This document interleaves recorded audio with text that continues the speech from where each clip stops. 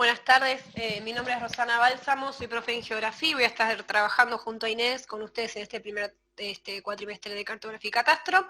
El objetivo de la clase de hoy es avanzar un poco por la evolución histórica de la geografía, y esto tiene que ver con la forma en que se ha utilizado la cartografía como instrumento, ¿sí?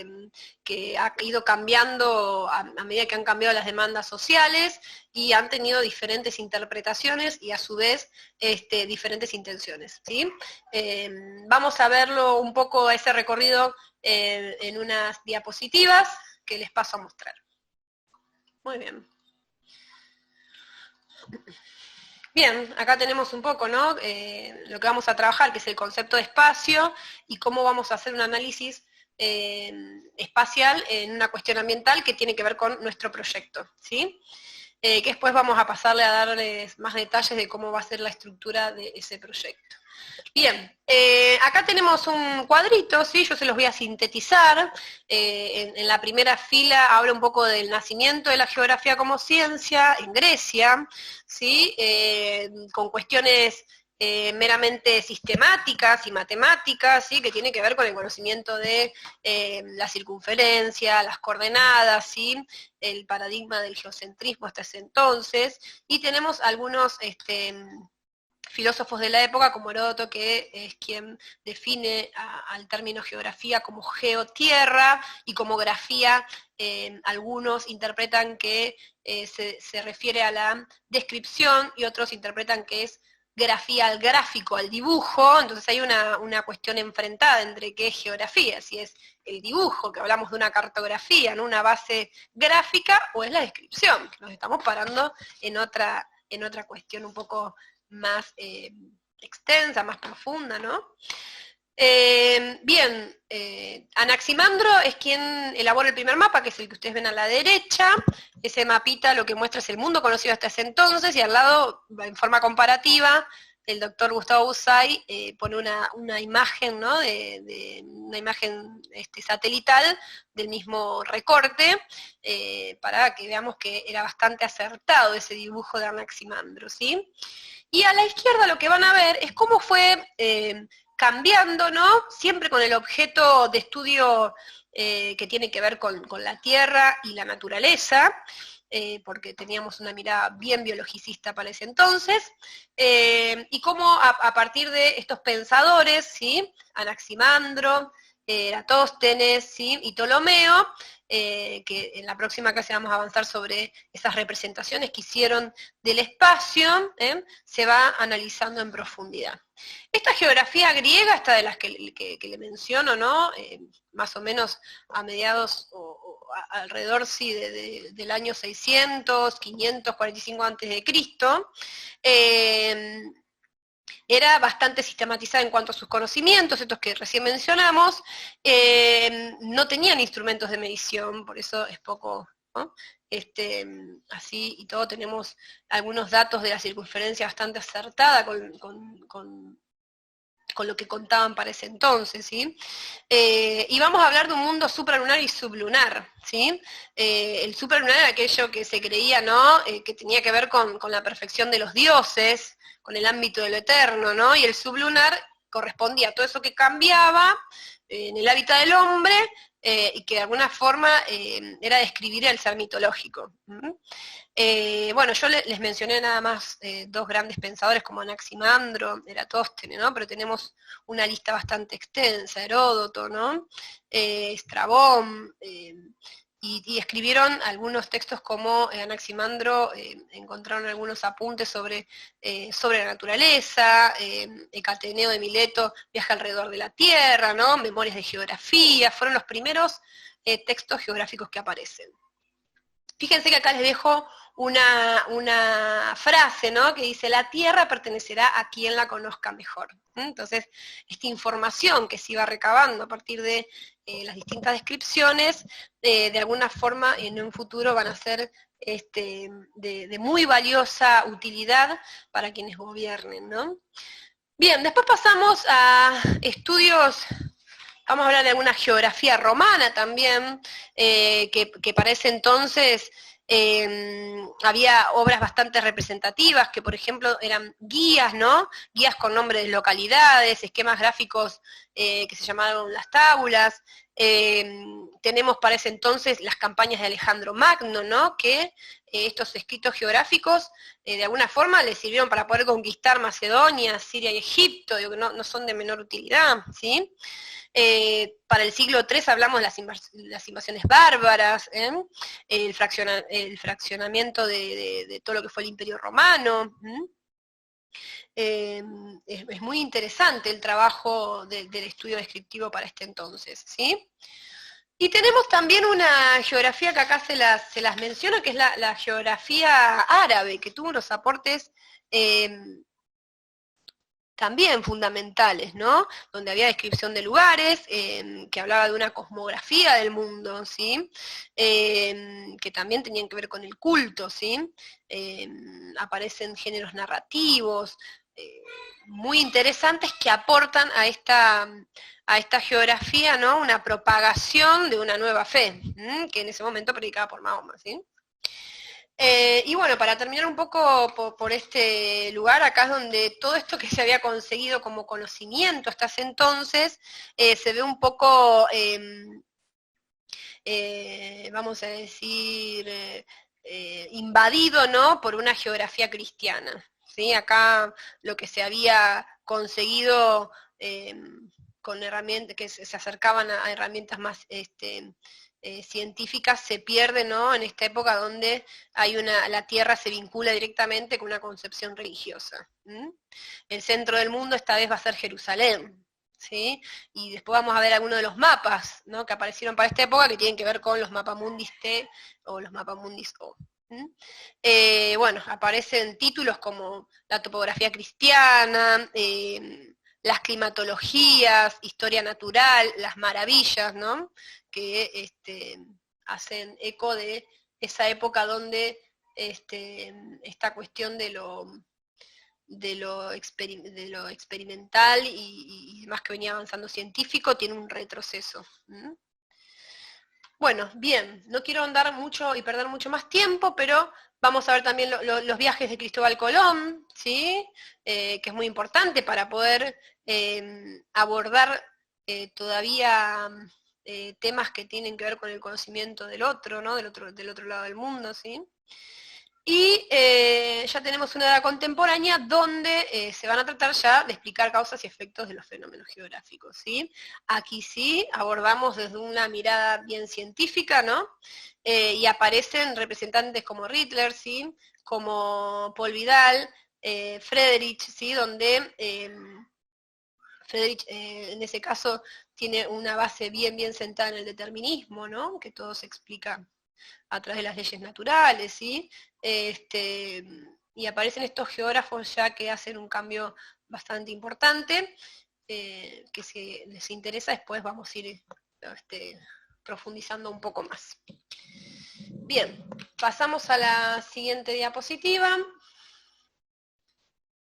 Bien, vamos a pasar ahora, como les decía, a ver las diferentes visiones en cuanto a cómo se avanzaba en la geografía, viéndolo desde diferentes perspectivas, esto que hablamos a un inicio, ¿sí? Les voy a mostrar un videíto, a ver si lo puedo compartir, que es de las miradas neopositivistas, ¿sí? Que es una mirada bastante analista, ¿no? De producciones más bien técnicas y cuantitativas. Y uno de los referentes de esta escuela era Walter Kristaller, ¿sí? Que bueno, que él hacía un estudio bien, a ver si se puede proyectar el video mientras yo les explico, un estudio bien de análisis, ¿no? Él pensaba el espacio de una forma isotrópica, ideal, ¿no? Que es poco probable que se pueda conseguir, pero en ese análisis de distribución sobre las ciudades, ¿no? Fíjense que acá justo la imagen lo muestra bien, ¿no? De cómo en un lugar llano, con condiciones óptimas, se puede hacer la cercanía, ¿no? A un punto central, a un nodo, ¿sí? En una ciudad, en cuanto a la cercanía de los servicios, ¿no? ¿Qué mejores condiciones hay en estos que tienen los servicios educativos, los servicios de sanidad, ¿sí? Y pensaba en puntos importantes y que mantenían una misma distancia, ¿no?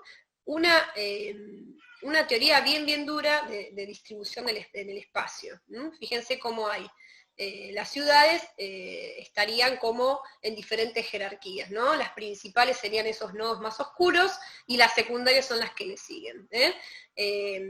A mayor crecimiento de esas ciudades, mayor interconexión con otras ciudades y en un futuro podemos pensar que esos nodos al ampliarse forman lo que conocemos como las metrópolis, ¿no? Una forma también bien cuantitativa de explicar al espacio, ¿sí? Kristaller es un método que, si lo aplicamos a la realidad, tal vez no nos da los resultados que queremos, pero sí está interesante para analizarlo desde la influencia, ¿no?, que tienen las áreas centrales sobre las secundarias, ¿sí? Bien, eso por un lado entonces decíamos la visión neopositivista. Ahora vamos a compartir un poco, vamos a ir a la diapositiva, así vamos por las otras visiones y escuelas. Bien, ahora vamos a pasar a lo que es la geografía de la percepción y el comportamiento, que es bastante interesante porque, bueno, se va a basar en datos empíricos que se recolectan por lo general los habitantes de la localidad que se estudia, y en donde va a atraer, ¿no?, hacia las respuestas espaciales, ¿sí? Entonces, estamos por acá, ¿no? O sea que se va a basar en esos espacios cotidianos, ¿sí? El mapa va a quedar, el mapa mental va a quedar plasmado en el papel, ¿sí? Yo les voy a mostrar un mapa que se hizo sobre el partido de Moreno, ¿no? En una población que vive en el centro de Moreno, y vamos a notar que la mayoría puede registrar lo que es los puntos más centrales, ¿no? Como verán, se puede identificar en esa cantidad de encuestas el ferrocarril, ¿sí? La catedral, como los hitos, ¿no?, del partido, la estación de transbordo, la Universidad de Moreno, la municipalidad y el hospital. Son como los puntos de referencia que se pudo recolectar como información a partir de preguntas que se le hacía a la población del centro de Moreno. Lo interesante de esta visión, de esta forma de abordar un estudio geográfico, es que si nosotros hiciéramos las mismas preguntas, ¿sí?, en otro sector, por ejemplo en Cuartel Quinto, probablemente, ¿sí?, muchos de estos puntos no aparecerían, y aparecerían otros nuevos, ¿sí? Entonces, ¿por qué es interesante? Porque si yo quisiera tomar una problemática y la población de esa región no la percibe como una problemática, o no tiene conocimiento o existencia, es muy difícil, ¿no?, de poder solucionarlo, ¿sí? Entonces, esta práctica es muy interesante para ver si se puede percibir esa problemática o no en la región, ¿sí? Y poder avanzar o no sobre esa problemática en sí. Bien, después vamos a seguir por una geografía que tiene que ver con una geografía crítica, que también es interesante. Vamos entonces a la escuela crítica, como les decía. Bueno, esta escuela un poco tiene una influencia marxista, ¿no? Va a explicar todo, a partir de esta desigualdad social, ¿no? Pone énfasis en estas desigualdades sociales, ¿sí? El objetivo es el reconocer las contradicciones que van a existir en un mismo lugar o en una misma sociedad, ¿sí?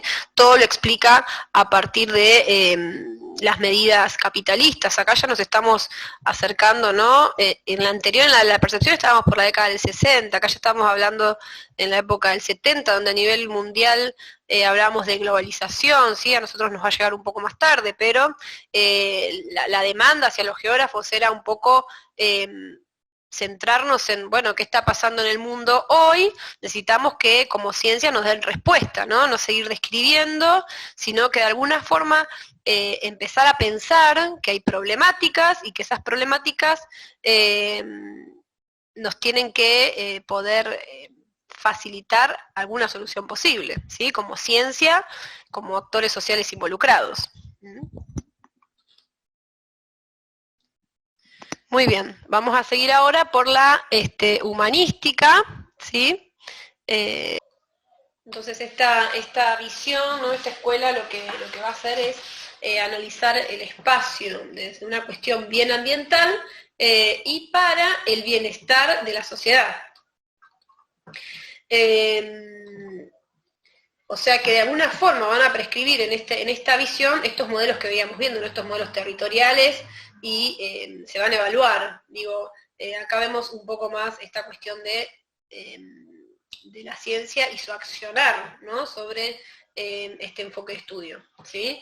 O sea, no nos quedamos solamente en modelizar y en describir, sino que esta vez estamos hablando de proponer el bienestar de la sociedad a partir de un accionar, ¿no? A partir de ser gestores ambientales de alguna manera. Bien, y por último tenemos a la escuela posmoderna, que en esta escuela en particular es la que nos vamos a estar parando nosotros, ¿sí? Ahí vamos con la escuela posmoderna, y les voy a mostrar algunos de los referentes que tienen que ver con Milton Santos, ¿sí? Y en qué se basan. Vamos entonces a la última visión, y ya, como les digo, a ver a uno de los mayores representantes. Bien, entonces, los tengo por acá. Para la geografía posmoderna, que es de donde nos vamos a parar nosotros, donde tenemos que poner mayor énfasis y prestar mayor atención, en esta escuela en particular hay una dialéctica del espacio, ¿no? Nosotros nos discutimos y confrontamos con otros tipos de teorías. También hablamos de rescatar algunos significados sobre los lugares, paisaje, y para esto aparece Milton Santos como uno de los grandes referentes, ¿no? Que él dice que espacio y paisaje no son sinónimos, ¿no? Que el paisaje es el conjunto de formas que van a expresar las herencias, ¿sí? Que están representadas por las relaciones entre el hombre y esta naturaleza que mencionábamos al inicio. Que por lo general uno utiliza, ¿no? esta definición de paisaje como si hablara de la configuración territorial, y la configuración territorial es mucho más dinámica, ¿no? Para la configuración territorial deberíamos mencionar el espacio como el objeto, ¿sí? De estudio, ¿sí? Entonces este espacio, por el contrario, va a reunir, ¿sí? Esas formas, más la vida que las anima, ¿sí? Y que esto va a resultar de una intrusión de la sociedad en esas formas objetos, ¿sí? Que es tanto también un conjunto de mercancías, ¿sí? También va a añadir que el espacio geográfico es un híbrido, ¿no? Que participa tanto de la condición de lo social como de lo físico. El espacio se articula, dice, ¿no? Y organiza los territorios. Y bueno, el objetivo, ¿no? del geógrafo justamente es analizar y descifrar ese territorio y en el cual es el especialista, ¿no? de hacer ese análisis, ¿sí? Hoy actualmente, más que nunca, ¿no? está esta preocupación social y política de lo territorial, y sobre todo en esa mirada local, ¿sí? Nosotros llamamos local, ¿no? Con ese término de lo local y lo global, ¿sí? Que lo estamos viviendo ahora mismo con esta situación particular de la pandemia por el COVID-19, ¿no? Esto de las problemáticas a nivel mundial y global, como también se manifiestan en otras escalas, ¿sí? Bien, a la derecha tienen un cuadrito de la síntesis de lo que fuimos visto y las distintas geografías. Fíjense que cuando avanzábamos yo les decía que no es que un paradigma elimina al otro, ¿no? Los paradigmas y la revolución científica tiene que ver con esto de la ciencia normal y sus crisis y sus cambios, ¿no? Y el abandono del paradigma anterior cuando se avanza sobre uno. En este caso nosotros vamos a ver que estas últimas geografías que yo les nombré, como la geografía automatizada, toma, ¿sí? de la geografía cuantitativa mucho lo que son sus análisis sistemáticos, ¿sí? De hecho, nosotros vamos a ver sistemas de información geográfica en cuanto a la utilización de la cartografía digital, ¿sí? Y bueno, se encuentran acá en este última, a partir de, o sea, llegamos hasta los 80 y 90 con la posmoderna, y hasta la actualidad, ¿no? Como seguimos trabajando con estas geografías humanistas, ¿no? Del paisaje, posmoderna y automatizadas que conviven. Así que es muy interesante saber, ¿no? Que los podemos parar desde una geografía posmoderna, tomar otras geografías que estén relacionadas y a su vez retomar algunos de los paradigmas anteriores para ponerlos en cuestión. Bien, vamos ahora entonces a compartir esta otra diapositiva para ir cerrando un poco de lo que Milton Santos un poco definía lo que es paisaje, ¿sí? Nosotros vamos a estar trabajando sobre el ordenamiento de ese territorio, y van a ver a la izquierda, ¿sí? Cómo podemos ir definiendo distintas variables, en diferentes capas, que son las capas que vamos a manejar en sí, que vamos a ver cómo podemos ir seleccionando esas variables y cruzarlas para que nos dé algún tipo de información a nuestro proyecto, ¿sí? Y fíjense cómo podemos partir desde un mapa de altitudes, sumar un mapa de red fluvial, ¿sí? De usos del suelo, núcleos de población, vías de comunicación, ¿no? Si yo a este ordenamiento territorial le incorporaría alguna problemática, podría, si los junto, ¿no? Ver dónde es el punto rojo que tiene mi problema, ¿sí? Tenemos acá esta naturaleza de la que hablábamos hoy, esa naturaleza modificada, y por el otro lado también esa naturaleza que queda ahí sin intervención aún, aunque con el cambio climático hemos llegado a todos los rincones, ¿sí? Bueno, entonces terminamos un poco con Milton Santos, que para definir un poco lo que es el espacio, ¿sí? Lo podemos trabajar como espacio, como nación, territorio y estado, como espacio terrestre, como corteza de nuestro planeta, como extra, ¿no? Terrestre, como morada del hombre, como una forma de percepción, fíjense qué amplio, ¿no? Como espacio como existente en nuestro pensamiento, ¿sí? La idea es que en nuestro trabajo y podamos lograr pararnos en una de estas escuelas y ponernos ese lente y poder analizar el espacio desde todas estas alternativas que nos da la geografía.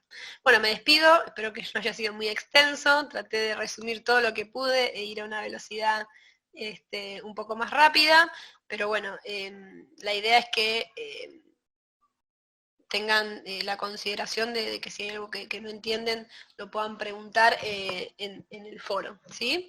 Y después les vamos a dejar una pequeña actividad, vamos a ver cómo lo vamos complementando, ¿sí? Bueno, me despido con ustedes, de ustedes y espero que estén bien, que se encuentren bien y que sea menos lo más posible estos encuentros, ¿sí? Muchas gracias por estar ahí y nos estamos viendo en el próximo video. Gracias.